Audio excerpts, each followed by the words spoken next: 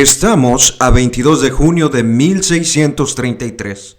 Un débil anciano está arrodillado ante el tribunal de la Inquisición romana. Es un hombre de ciencia, uno de los más conocidos de la época. Sus conclusiones científicas son el resultado de largos años de estudio e investigación. No obstante, si desea salvar su vida, debe negar lo que sabe que es cierto. Este hombre se llama Galileo Galilei. El caso Galileo, como muchos lo denominan, ha originado dudas, preguntas y una polémica cuyos ecos llegan hasta nuestros días. Sin duda, ha dejado una huella indeleble en la historia de la religión y la ciencia. Pero, ¿por qué ha causado tanto revuelo? ¿Y por qué se ha convertido nuevamente en noticia en nuestros días? ¿Acaso porque simboliza una brecha entre la ciencia y la religión, como lo menciona cierto autor? Muchas personas consideran a Galileo, que destacó como matemático, astrónomo y físico, el padre de la ciencia moderna. Déjame decirte que fue uno de los primeros hombres que escudriñaron los cielos con un telescopio y empleó sus observaciones para sustentar una teoría que era objeto de candente debate en su día. ¿Cuál era este? Que la Tierra gira alrededor del Sol y que por lo tanto no es el centro del universo. Esto explica por qué a veces se lo ve como el creador del método del experimento moderno. ¿Cuáles fueron algunos de sus descubrimientos e inventos?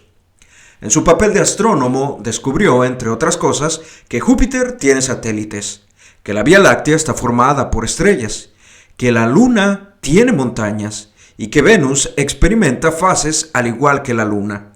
Como físico, estudió las leyes que rigen el movimiento de los péndulos y la caída de los objetos. También inventó instrumentos como el compás proporcional y una especie de regla de cálculo.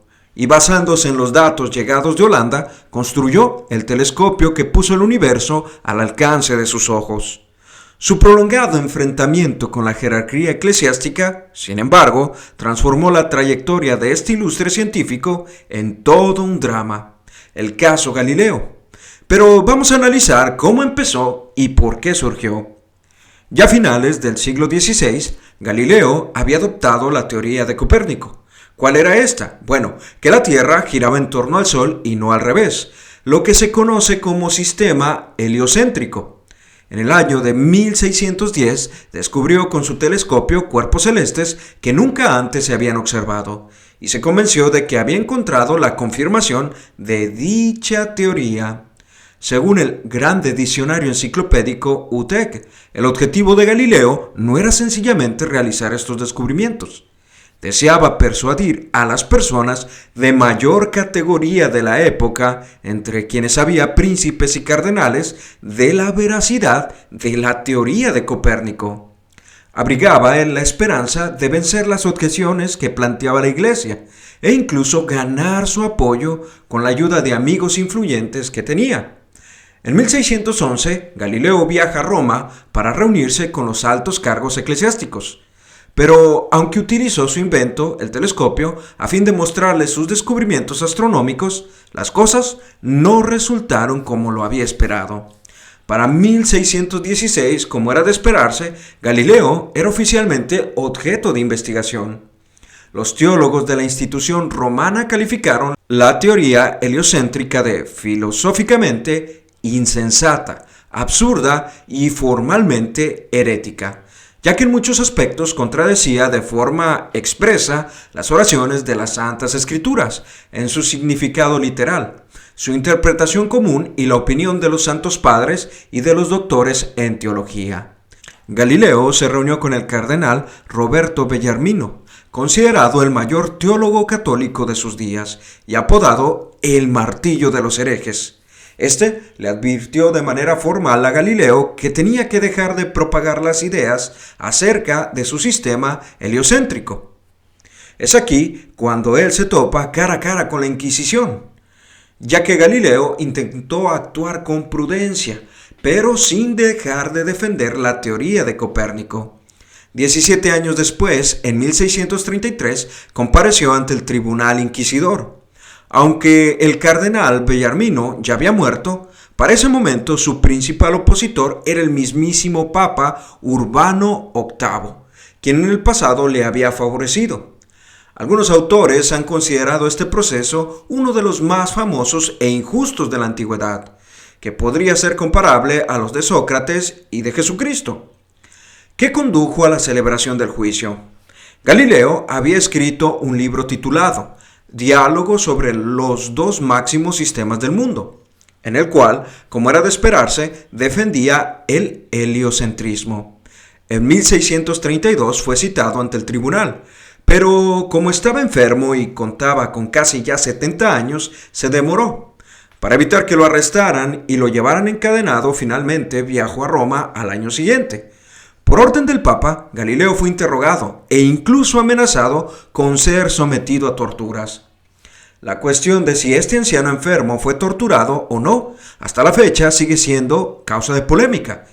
En conformidad con la sentencia condenatoria, lo sometieron a un riguroso examen, expresión técnica con la que se aludía a la tortura en aquella época, según Italio Merou, historiador de derecho italiano. Otros eruditos también concuerdan con esta descripción. En cualquier caso, Galileo fue condenado el 22 de junio de 1633 en una austera sala ante los miembros del tribunal inquisidor.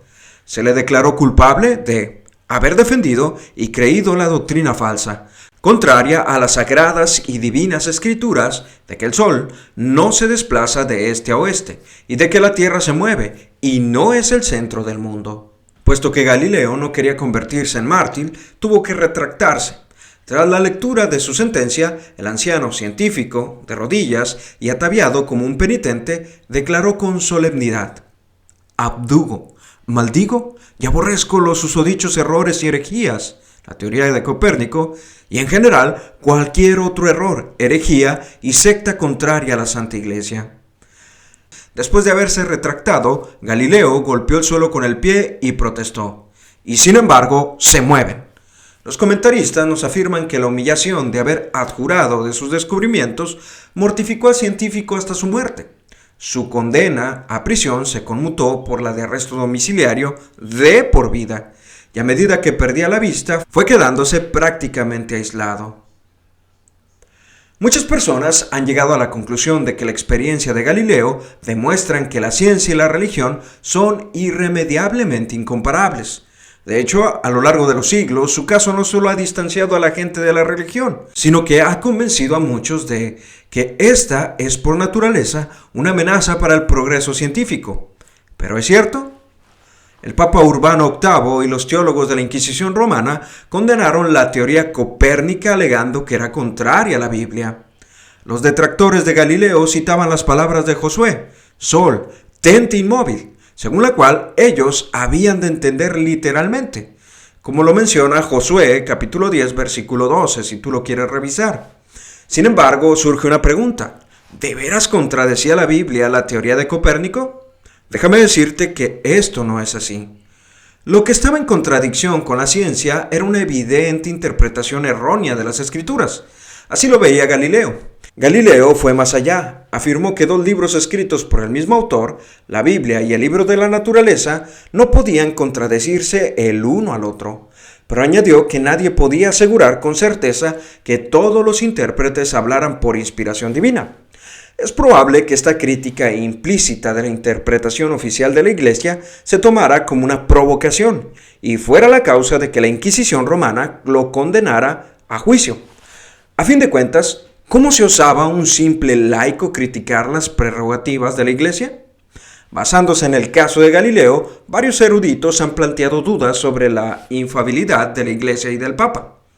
El teólogo católico Hans Küng señala que los errores del magisterio de la Iglesia son muchos y graves, y que en algunos de estos, como la condenación de Galileo, han provocado la desconfianza hacia el dogma de la infalibilidad. En noviembre de 1979 ocurrió algo más. Un año después de su elección, Juan Pablo II confiaba en que se revisara la situación de Galileo, quien, como el propio Papa admitió, sufrió mucho por la acción de hombres y organismos de la Iglesia.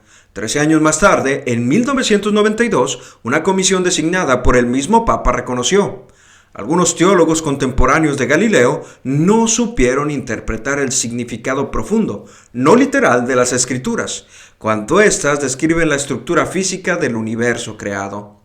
No obstante, la teoría heliocéntrica no fue criticada únicamente por los teólogos.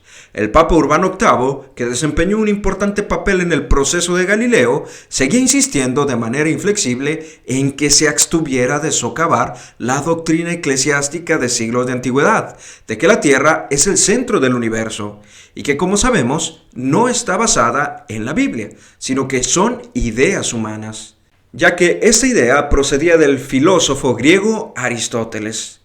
Después de que esta comisión moderna hiciera una laboriosa revisión del caso, el Papa dijo que la condena de Galileo había sido una decisión apresurada y desafortunada. Ahora bien, ¿se rehabilitó al científico? Hablar, como algunos hacen, de la rehabilitación de Galileo es absurdo, porque la historia no condena a Galileo, sino un tribunal eclesiástico. El historiador Luigi Firpo añade: no les corresponde a los perseguidores rehabilitar a sus víctimas.